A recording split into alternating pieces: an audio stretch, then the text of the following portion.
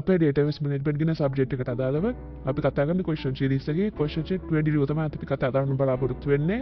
මේකෙදිත් අපිට කරන්න තියෙන්නේ අපි coding questions වලදී කතා කරා වගේම මේ අදාළ scenario එකට ගැලපෙන වේලික දියර එක අපි ඊළඟ බලමු අපේ මේ questions වලට කොහොමද අපේ code ටික ලියාගන්නේ කියලා.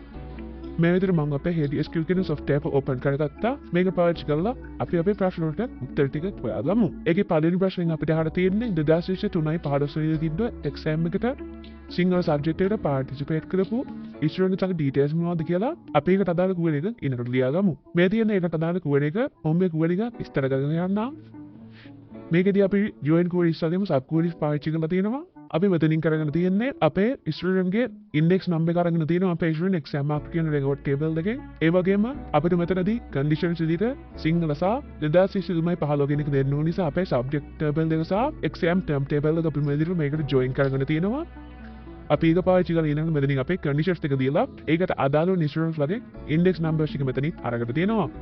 මෙතනදී index numbers කීපයක් එන්න ඕන නිසා මේ sub code එකේ in කියන එක තමයි අපි මෙතනින් පාවිච්චි කරලා තියෙන්නේ. මෙතන කියන values වල අදාළ each row ලගේ details ටික අපි මෙතනින් student table එකේ අරගෙන තියෙනවා. මේ දෙන්න මම මේ code එක හදාගෙන තියෙන්නේ. ඊළඟට අපි මේක run කරන්න බලමු. මේ විදිහට run කරගත්තාම ඔයගොල්ලන්ට බලන්න පුළුවන් සිංහල language එකට අදාළ 2023 පාඩම තිබ්බ exam එකේ ඒකට ඊට පුෂ්ටව details ටික අපිට මේ විදිහට බලා ගන්න පුළුවන්. ඊළඟට දෙවෙනි ප්‍රශ්නේ ගියොත් එහෙම ඒකදී අපිට කියලා තියෙන්නේ 2023 15 වෙනිදා exam එකට face කරපු සනුන් විජයරත්න කියන student ගේ details ටික අරගෙන දෙන්න කියලා අපි ඊළඟට බලමු ඒක කොහොමද අපි හදාගන්න තියෙන්නේ කියලා.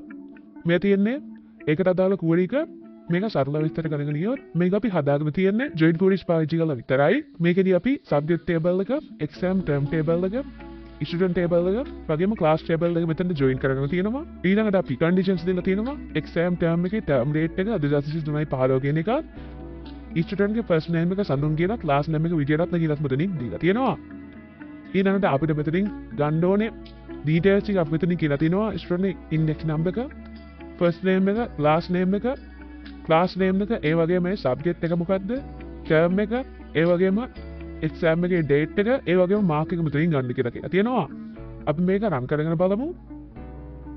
මේ විදිහට run කරගත්තාම 2023 15 වෙනිදා සඳුන් විජයරත්න face කරපු exams මොනවද, ඒ වගේම ඒකට අදාළ details ටික අපිට මෙතනින් හම් වෙනවා. මේ විදිහට තමයි daily ප්‍රශ්න උත්තරය අපි හදාගන්නේ. ඊළඟට අපි තුන්වෙනි ප්‍රශ්න ගැන කතා කරමු. ඒකෙදී අපිට කියලා තියෙන්නේ 2020 7යි 10 වෙනිදා තිබ්බ exam වලින් mathematics කියන subject එකේ ලකුණු 40ත් 70ත් අතර ගත්ත students ලගේ names, subject එක, marks වගේම exam term එකේ date එක ඔයාලා දෙන්න කියලා. අපි ඊළඟට ඒකට අදාළ query එක බලමු. මේ තියෙන්නේ ඒකට අදාළ query එක අපි මෙතනින් පාවිච්චි කරලා තියෙන join queries. මේකදී අපි ඉස්සෙල්ලා මෙතනින් select කියලා අපිට ඕනේ details ටික කියලා තියෙනවා. student table එකේ first name එක සහ last name එක, ඒ වගේම exam term එකේ term name එක සහ term date එක, ඒ වගේම student exam mark record table එකේ mark එක. ඊට පස්සේ මේවා select කරලා ගන්න student exam mark record table එකෙන්. ඊට අමතරව අපි මෙතනින් අපේ subject table එක, exam term table එක, student table එක, class කියන table එක මෙතනින් join කරගෙන තිනවා. අපිට conditions හදාගන්න ඕන නිසා වගේම අපේ details දාන්න ඕන නිසා. ඊළඟට මෙතනින් අපේ where clause එක පාවිච්චි කරලා අපි අපේ condition එක දීලා තියෙනවා. exam date එක 2020 7යි 10 වෙනිදාට, ඒ වගේම අපේ subject එක වත පරීක්ෂා දිනට, ඒ වගේම student exam mark record table එකේ mark කියන එකයි 40ත් 70ත් අතර කියන අපි මෙතනින් between කියන keyword එක පාවිච්චි කරනවා. ඒ විදිහට අපි මෙතනින් අපේ condition එකත් හදාගෙන තියෙනවා. අපි මේක මේ විදිහට run කරගමු. මේ විදිහට run කරගත්තාම ඔයගොල්ලෝ බලන්න පුළුවන් 2020 7යි 10 වෙනිදා තිබ්බ exam එකේ mark එක 40ත් 70ත් අතර students ගේ details ටික අපිට මෙතනින් බලා ගන්න පුළුවන් වෙනවා. ඊළඟට අපේ අන්තිම ප්‍රශ්නෙට අපි ගියොත් එහෙම ඒකදී අපි අහලා තියෙන්නේ first term එකේ සියලුම subject වලින් වැඩිම ලකුණු ගත්තේ student කවුද කියලා. අපි ඊළඟට බලමු ඒකට අදාළ query කොහොමද ලියා ගන්න කියලා. මේ තියෙන්නේ ඒකට අදාළ query එක.